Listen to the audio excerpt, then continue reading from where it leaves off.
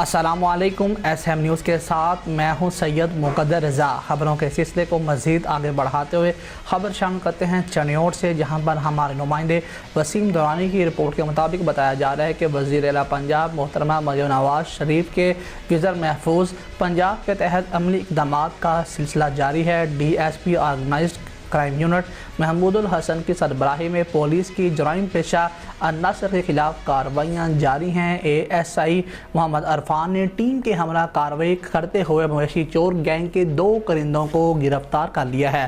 گرفتار مویشی چور گینگ ملزمان کے قبضہ سے 70 لاکھ سے زائد مالیت کے مسروقہ جانور بھی برآمد ہوئے ہیں۔ گرفتار چور گینگ ملزمان سے مزید انٹیروگیٹ کا عمل جاری ہے۔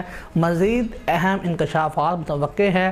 ڈی پی او چنیوٹ عبداللہ احمد کا یہ کہنا ہے کہ شہریوں کی جان و مال کی حفاظت یقینی بنانے کے لیے ضلع بھر میں عملی اقدامات جاری ہیں۔